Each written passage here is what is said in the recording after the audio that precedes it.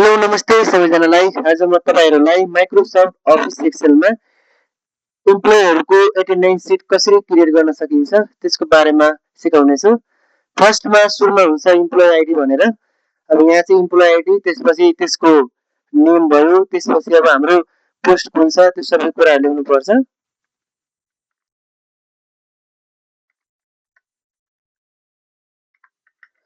ल employee ID भनेर राखे, त्यसपछि नेक्स्टमा नेम भनेर राखे, त्यस्तै अर्को नेक्स्टमा चाहिँ पोस्ट भनेर राखे,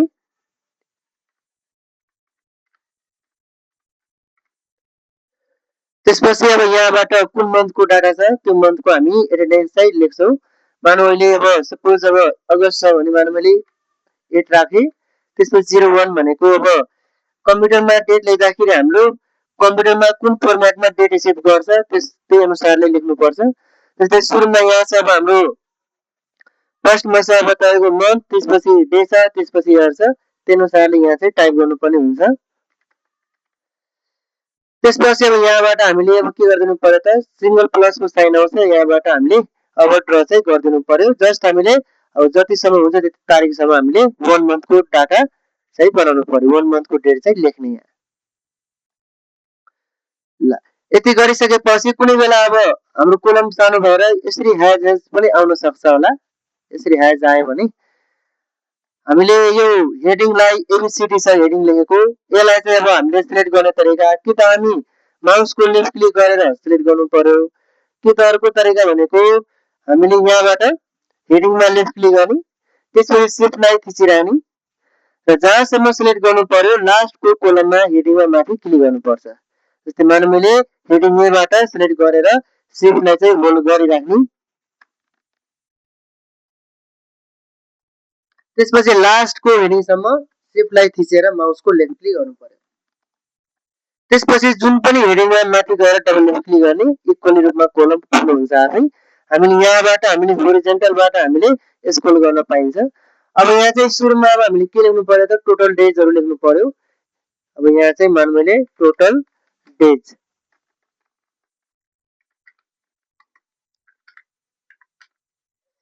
त्यसपछि अरु कुराहरु पनि लेख्दै गए मानौ।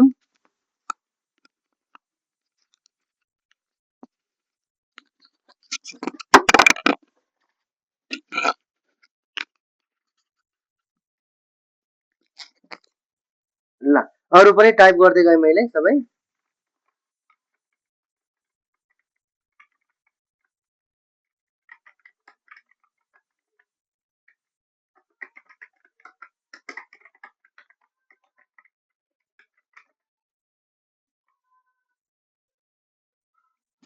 ल अब यो सबैको हामीले सिम्बल चाहिँ दिन्छौं हामी। जस्तै अब्सेन्टलाई ए भनेर सिम्बल दिन्छु, एल लाई लिभ भनेर, त्यस्तै एचडी भनेको हाफ डे भयो, त्यसपछि पी भनेको प्रेजेन्ट भयो। यो सबैलाई हामीले मानौ यहाँबाट हामी मान्छेको पहिला अब इम्प्लोइ आइडी राख्नु पर्यो। ल इम्प्लोइ आइडी कुनै मानौ मैले राख्दिए मानौ।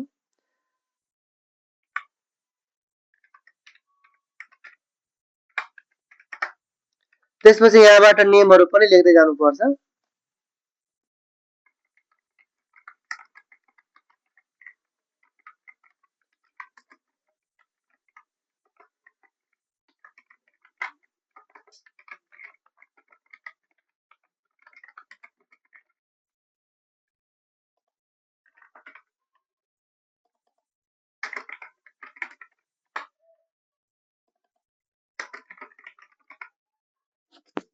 त्यसपछि यिनीहरुको पोस्टहरु पनि लेख्दै जानु पर्यो सबै।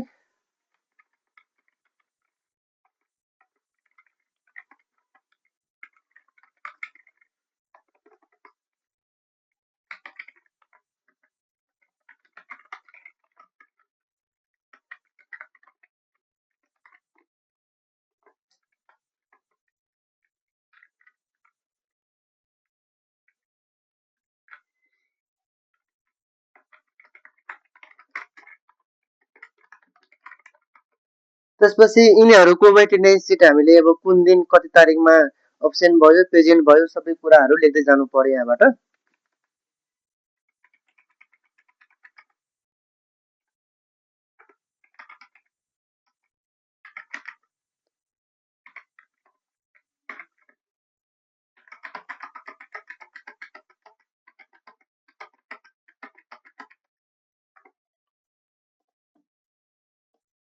यो सबैजनाको लेख्नुपर्छ। मैले अहिले यतिकै सबैलाई सिलेक्ट गरेर तलतिर ड्र गरिदिएँ र यसको बिचमा केही कुराहरू चेन्ज चाहिँ गरिदिनुपर्छ। ल यिनीहरूको मानौँ मैले अरू सबलाई डिलिट गरिदिएँ। अब बिचमा मानौँ मैले चेन्ज गरिदिएँ। अब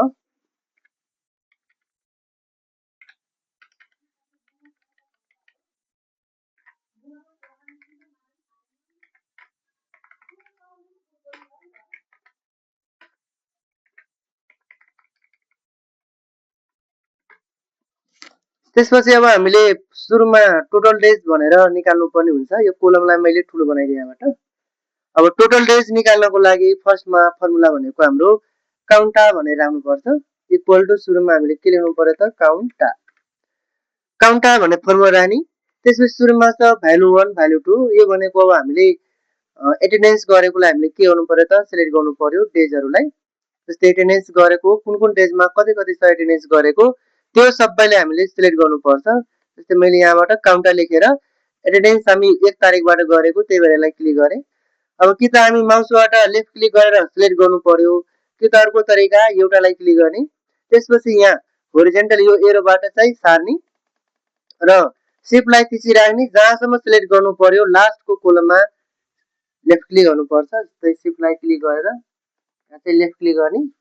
लेफ्ट क्लिक गरिसकेपछि हामीले इन्टर गरिदिनु पर्यो। त्यसपछि 31 डेज भनेको यो सबैको हाम्रो टोटल डेज भयो। त्यसपछि अब हामीले 31 डेजमा कति दिन अब्सेन्ट भयो, कति दिन लिभ गर्यो, कति दिन प्रेजेन्ट गर्यो त्यो हामीले निकाल्नु पर्ने हुन्छ। त्यसको लागि फर्मुला भनेको हाम्रो इक्वल टु काउन्ट इफ भनेर हुन्छ। काउन्ट इफ भनेर राख्ने। त्यसपछि सुरुमा छ हामीले रेन्ज।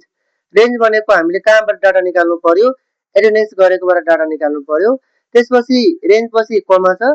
क्राइटेरिया भनेको हामीले सिलेक्ट गरेकोबाट के निकाल्नु पर्यो त्यसलाई हामी लेख्नु पर्ने हुन्छ।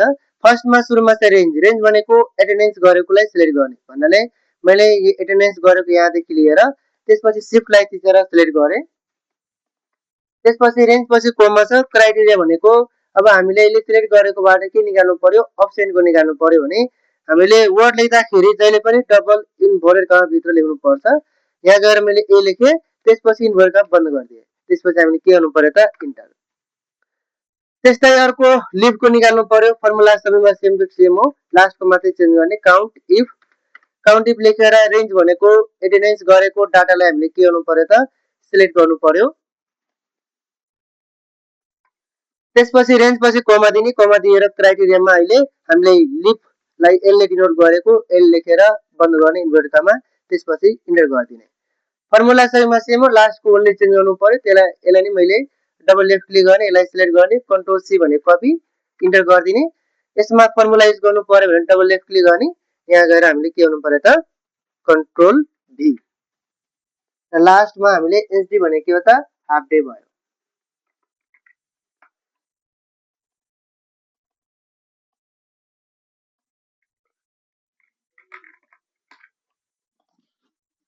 त्यसपछि यो पनि सेम हो। डबल लेफ्ट क्लिक गरेँ, कन्ट्रोल भी गरिदिएँ। यहाँबाट हामीले अब जस्ट एलको ठाउँमा हामीले के राख्नु पर्यो त अहिले पी राख्नु पर्यो र इन्टर गरिदिने।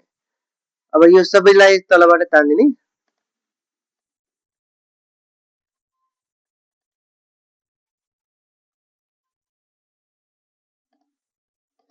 यसरी हामीले एटेन्डेन्स सिटहरू क्याल्कुलेसन एकदम इजिली तरिकाले गर्न मिल्छ। यिनीहरूलाई हाइलाइट गर्नु पर्यो भने यहाँदेखि मैले यो सबलाई मैले सिलेक्ट गरिदिएँ। त्यसपछि यहाँबाट हामीले हाइलाइट पनि गर्न पाइन्छ। त्यसपछि यो सबलाई मैले सिलेक्ट गरेर एकैचोटि बोर्डरहरू पनि युज गरिदिएँ।